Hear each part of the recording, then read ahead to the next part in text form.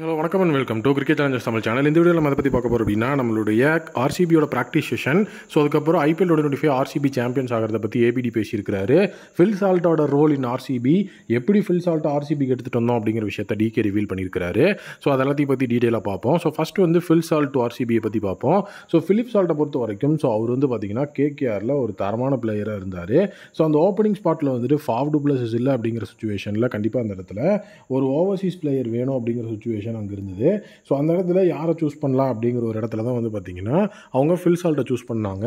So fill சால்ட்டை வந்துட்டு choose பண்ணும்போது அங்கே ஆப்ஷன் டிஸ்கஷன் அப்படிங்கிறதுல என்ன இருந்தது அப்படிங்கிறத டிகே சொல்லியிருந்தாரு. ஸோ டிகே வந்துட்டு அந்த இடத்துல வந்து என்ன பேசியிருந்தார் அப்படின்னா, ஸோ அதாவது வந்துட்டு நான் 3 விதமாக அனலைஸ் பண்ணியிருக்கேன் ஃபில் சால்ட்டோட அந்த ஒரு பர்ஃபார்மன்ஸை. ஸோ டோட்டலி ஒரு ஓவருக்கு 6லேருந்து 8 ரன்கள் அப்படிங்கிறத ஃபில் சால்ட் 28% அடிக்கிறாரு. அதே நேரம் வந்து பார்த்தீங்கன்னா ஓவருக்கு 12 to 15 ஓவர்ஸ் அப்படிங்கிற ரன்ஸை 30% அடிக்கிறாரு. அது மட்டும் இல்லாமல் 4 ஓவரில் கண்டிப்பாக ஒரு ஓவர் 30க்கும் மேற்பட்ட பெர்சன்டேஜ் அப்படிங்கிறதையும் தாண்டி 16க்கும் மேற்பட்ட ரன்கள் அப்படிங்கிறத அடிக்கிறாரு.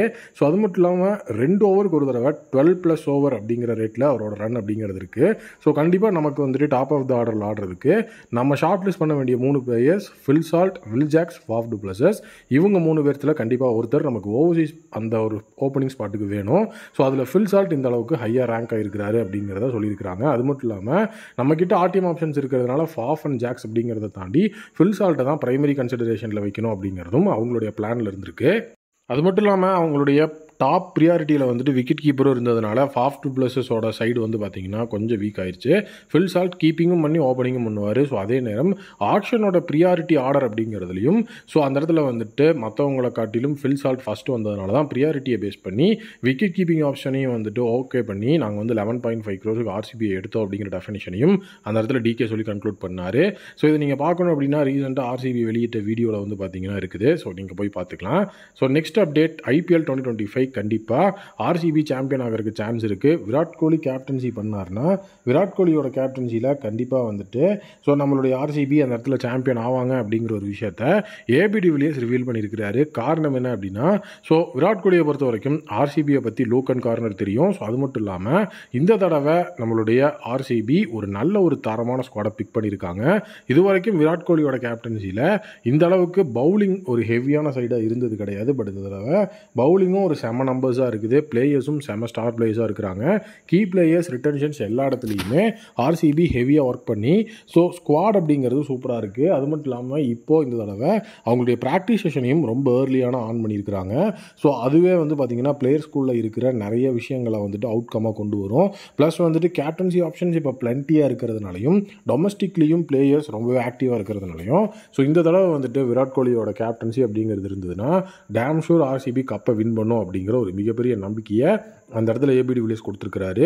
ஸோ அதுவும் அவர் மெயினாக சொன்னது ஆர்சிபிக்கு இந்த தடவை கிங் கோலி கேப்டன்சி பண்ணார்னா ஐபிஎல் 2025 கப் ஆர்சிபிக்கு தான் அப்படிங்கிற ஒரு விஷயத்தில் ரொம்பவே நான் வந்துட்டு ஸ்ட்ராங்காக இருக்கேன் அப்படிங்கிற விஷயத்த அவருடைய அந்த ஒரு யூடியூப் சேனலில் அவர் மென்ஷன் பண்ணியிருக்கிறாரு. ஸோ உங்களுடைய ஒப்பீனியனில் நீங்கள் இதை வந்துட்டு எப்படி பார்க்குறீங்க இந்த ஸ்டேட்மெண்ட்டை? ஸோ கிங் கோலி இந்த தடவை கேப்டன்சி பண்ணால் ஐபிஎல் 2025 கப் ஆர்சிபி அடிப்பாங்களா? எனக்குமே அப்படி தான் தோணுது.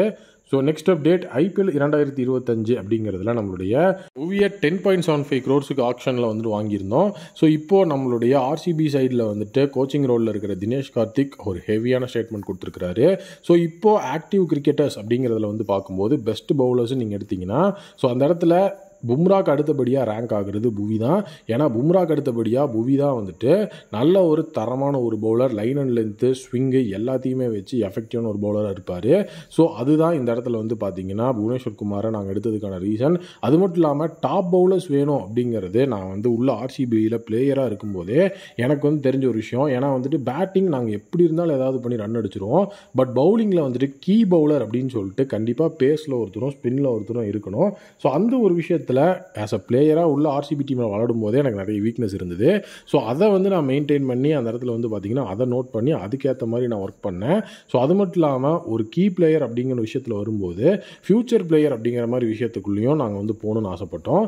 ஸோ அதனால் கண்டிப்பாக வந்து நாங்கள் புவியை எடுத்ததோட மட்டும் இல்லாமல் யங் பிளேயர்ஸ் மேலேயும் வந்துட்டு கொஞ்சம் ஐ பண்ணியிருந்தோம். ஸோ அது எங்களோட ஆக்ஷன் ஸ்ட்ராட்டஜி அப்படிங்கிற விஷயத்துக்குள்ளே இருந்தது.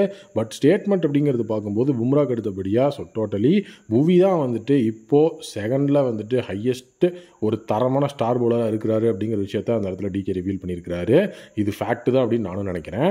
ஸோ நெக்ஸ்ட் அப்டேட் ஐபிஎல் 2025 ஆர்சிபியோட ப்ராக்டிஸ் கேம்ப்லேருந்து பார்ப்போம். இன்னைக்கு ஐபிஎல் 2025ஓட ப்ராக்டிஸ் கேம்பில் ஹீரோவாக இருந்திருக்கிறது Suyash Sharma, spinner. So totally வந்து பார்த்தீங்கன்னா 4 ஓவர்ஸில் 16 ரன்ஸை மட்டுமே விட்டு கொடுத்து ஸோ 4 விக்கெட்ஸ் எடுத்து அஸ்திருக்கிறார் சுயாஷ் சர்மா. சுயாஷ் சர்மாவை பொறுத்த வரைக்கும் கேகேஆரோட எக்ஸ்பெக்டர் பிளேயராக இருந்து அதுக்கப்புறம் வந்துட்டு மெல்லமாக வந்துட்டு கொஞ்சம் கொஞ்சமாக வந்து டெவலப் ஆகி அவர் வந்து மெயின் பிளேயிங் லெவனுக்குள்ளே போன பிளேயர். ஸோ இப்போ ஆர்சிபியோட ப்ராக்டிஸ் கேம்பில் தலைவன் வேற லெவலில் மாஸ் காட்டிட்டு இருக்காரு. ஸோ கண்டிப்பாக வந்து ஆர்சிபியோட அந்த ஸ்பின் அட்டாக் அப்படிங்கிறதுல ஓவர்சீஸ் பிளேயர்ஸை மட்டுமே நம்ம நம்பி இருக்காம ஸோ அந்த இடத்துல ஹெவியாக வந்துட்டு நம்ம இந்தியன் சைடில் மட்டுமே போயிருக்கிறோம். ஸோ குர்னல் பாண்டியா எல்லாருமே உள்ள ஆடினாலும் எக்ஸ்பேக்டர் அப்படிங்கிறதுல வந்து பார்த்தீங்கன்னா சுயாஷ் சர்மா ரொம்ப எக்ஸ்பேக்டரில் வந்துட்டு எஃபெக்டிவாக இருப்பார். காரணம் கேகேஆருக்கு அவர் வந்துட்டு ஒரு எக்ஸ்பேக்டர் பிளேயராக தான் இருந்திருக்கிறாரு. ஸோ இந்தியன் பிளேயர்ஸை எக்ஸ்பேக்டராக உள்ளே கொண்டு வரும்போது டீமோட கன்சிடரேஷனும் ஸ்டாண்டர்டும் ரொம்பவே வந்துட்டு இம்ப்ரூவ் ஆகிறதுக்கு வாய்ப்பு இருக்குது. ஸோ அது மட்டும் இல்லாமல் இன்னொரு முக்கியமான ரீசன் என்னன்னா, இப்போ ப்ராக்டிஸ் கேம்பில் அவருடைய பாலை பெரிய அளவில் டச்சே பண்ண முடியல. ஈவன் நேற்று வந்து பார்த்தீங்கன்னா ஜித்தேஷ் சர்மா 11 vs புவி 11 அப்படிங்கிற ஒரு விஷயம் இருந்தது. ஸோ அதில் வந்து புவி இருந்துமே அந்த இடத்துல வந்துட்டு ஜித்தேஷ் சர்மாலாம் 50 அப்படிங்கிறதுல அடித்து மாஸ் காட்டினார். ஸோ 27 பாலுக்கு 84 புவியோட அந்த ஒரு பவுலிங் லெவனுக்கு அகேன்ஸ்டாக தான் அவங்க அடித்தாங்க. பட் ஆனால் இன்னைக்கு வந்து பார்த்தீங்கன்னா சுயாஷ் சர்மா வந்து பார்த்தீங்கன்னா யாராலையும் அடிக்கவே முடியல. ஏன்னா 4 ஓவருக்கு 16 ரன் மட்டுமே விட்டு கொடுத்து 4 விக்கெட் எடுக்கிறதுலாம் ஒரு மேட்ச் வின்னிங் பவுலிங். ஸோ அது அந்த இடத்துல நடந்திருக்கு. உண்மையிலேயே பாராட்டப்படக்கூடிய விஷயமா தான் இதை நான் பார்க்குறேன். நீங்கள் எப்படி பார்க்குறீங்க அப்படிங்கிறத கமெண்ட்டில் சொல்லுங்கள். இன்னுமே வந்துட்டு பார்த்தீங்கன்னா நிறைய விஷயங்கள் நடந்திருக்கு, இன்னும் ரிலீஸ் ஆகலை. அதை நாளைக்கு காலையில் வீடியோவில் நான் உங்களுக்கு சொல்கிறேன்.